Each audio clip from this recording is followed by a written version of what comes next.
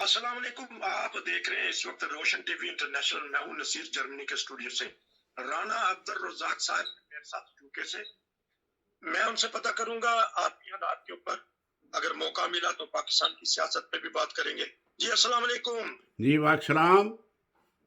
ہاں جی، کیسے ہیں؟ ٹھیک ٹھاک ہیں آپ؟ جی الحمدللہ۔ ہمارا موسم تو ٹھیک ہے، آج 15-20 گراڈ ہے۔ تو آپ کے کیسا ٹمپریچر ہے یوکے میں؟ یہاں بھی یہی صورت ہے، دھوپ نکلی ہوئی ہے، اچھا موسم ہے۔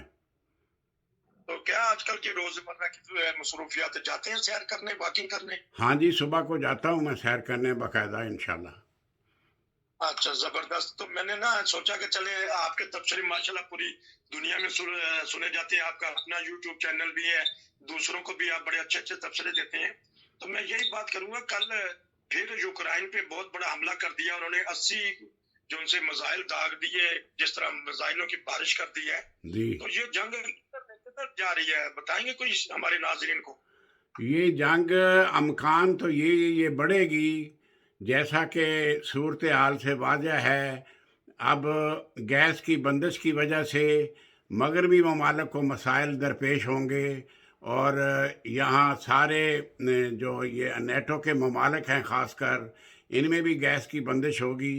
بے شک جرمنی نے کچھ وعدہ ان سے ایگریمنٹ کیا ہے، مگر یورپ میں گیس کی شارٹیج کی وجہ سے بھی مسائل پیدا ہوں گے، اور جنگ کی وجہ سے جو اتحادی ہیں یہ ایک دوسرے کے یہ بھی متاثر ہوں گے۔ اور اگر مجھے یہ لگ رہا ہے کہ یہ تیسری عالمی جنگ کی طرف بڑھ رہے ہیں، روس اور امریکہ۔ روس کے اتحادی بھی اس کے ساتھ ہیں، اور امریکہ کے ساتھ اتحادی بھی ان کے ساتھ ہیں۔ یہ کنفیوژن ہے، عوام کو صحیح صورتحال کا پتہ نہیں چلتا۔ جیسے کہ یہ لوگ لیڈ کر رہے ہیں، لوگوں کو کی مجبوری ہے ان کے ساتھ رہیں گے، اور یہ تباہی کی طرف جا رہی ہیں دونوں قومیں۔ یوکے کی حکومت نے اپنے عوام کے لیے کیا سہولیات دی ہیں آنے والے، کیونکہ سردیوں میں آپ نے جس طرح کہا ہے کہ گیس کا مسئلہ ہوگا، بجلی کا مسئلہ ہوگا، تو کوئی خبریں آ رہی ہیں کہ یوکے کی حکومت نے کوئی خاص انتظام کیا؟ یہ خاص انتظام کی بجائے 3 گھنٹے ڈیلی لوڈ شیڈنگ کی نوید سنا رہے ہیں ہمیں۔ اچھا، بجلی کی یا گیس کی یا لوڈ شیڈنگ کا کیا طریقہ کار ان کا ہوگا؟ بجلی کی زیادہ بندش ہوگی، کہہ رہے ہیں 3 گھنٹے لوڈ شیڈنگ روزانہ ہوا کرے گی۔ تو جرمنی کی حکومت نے تو عوام کو تو کچھ نہ کچھ ریلیف دیتی ہے، کچھ پیسے دے دیتی ہے زیادہ، یا کام کرنے والے جو ہیں ان کو فرم کی طرف سے مل جاتے ہیں۔ یوکے میں بھی کوئی ایسی سہولت دیتی ہے؟ ہاں، یوکے دے رہا ہے ریلیف، 25 پاؤنڈ پر ویک ہر بندے کو ملیں گے، یہ اسی کے الیکٹرک کے معاملے میں دے رہے ہیں، یہ ریلیف تو دے رہے ہیں یہ۔ اچھا، تو جس طرح پاکستان میں بجلی مہنگی ہو گئی ہے، تو یہاں بل آنے شروع ہو گئے ہیں کہ ابھی نیا؟ ابھی تو ان کے ٹیلی فون آ رہے ہیں، ابھی اب بل آ جائیں گے میرا خیال جلدی ہی۔ مجھے بھی ایک فون آیا تھا کہ 1000 روپیہ، 1000 پاؤنڈ بل آپ کو آئے گا۔ میں نے کہا آپ بھیجیں، مجھے بل بھیجیں، میں دیکھیں گے۔ تو اس کو کون دے گا کہ جو بیچارے اس وقت کام بھی نہیں کر سکتے؟ نہیں دیں گے ہم تو پھر قسطوں میں دیں گے نا، ہم کیسے دے سکتے ہیں پینشنر لوگ؟ ہم تو ایسے ہی دیں گے نا، 25 گورنمنٹ دے گی ہفتے کے، اور 25 ہم دے دیا کریں گے۔ کیا کریں، اب زندہ تو رہنا ہے نا۔ آپ نے اتنے حالات دیکھے ہیں ماشاءاللہ، بہت زیادہ عالمی حالات پہ، تو ایسے حالات کو پھر کنٹرول کس طرح کرے گے یہ جو ان سے بڑے ممالک ہیں؟ ان کو دیکھ سوچنا چاہیے۔ اب کل بھی بہت ساری ہلاکتیں ہوئی ہیں، اور اس کے علاوہ جو بچے ہیں، عورتیں ہیں، وہ دربدر ہو گئے ہیں۔ تو کیا پھر آپ کا تبصرہ ہو سکتا ہے اس معاملے میں؟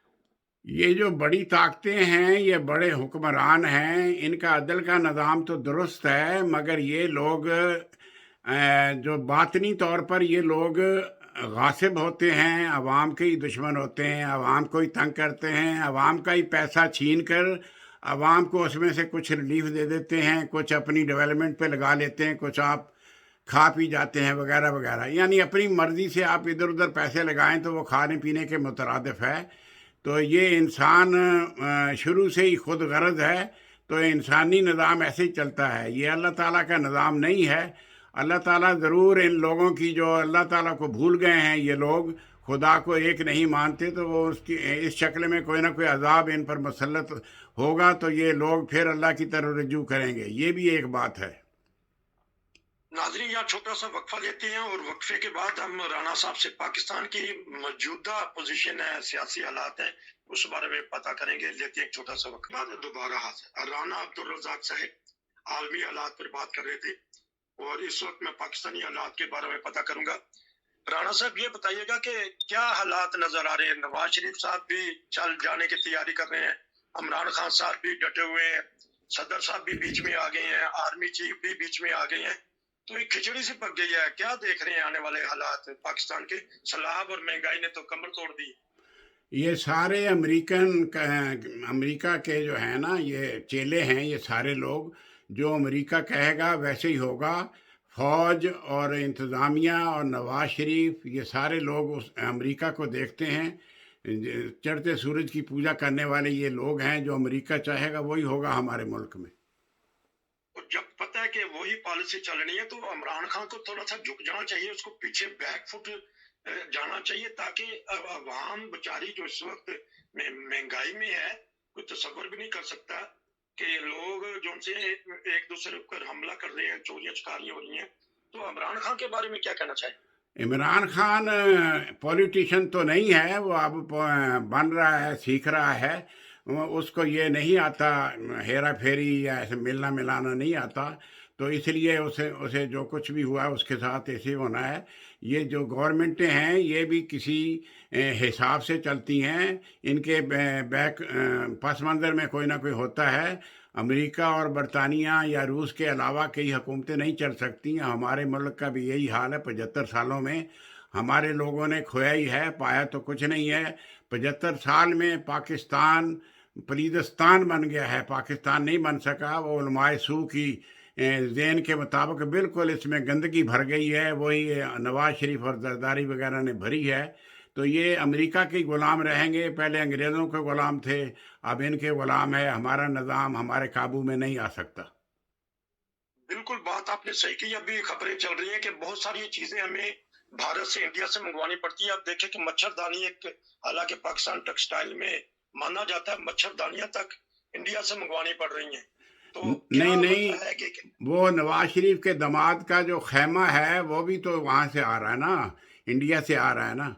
तो ये सारी चीज़ें, हम लोग एहसास कमतरी में मुब्तला हैं और हम लोग इनका मुकाबला नहीं कर सकते, इंडिया, इसराइल और अमेरिका का। हम लोग मादर पिदर जो है ना, ग़ुलाम हैं बहुत देर से। तो अब भी हम लोग उन्हीं के नहज पर चलेंगे।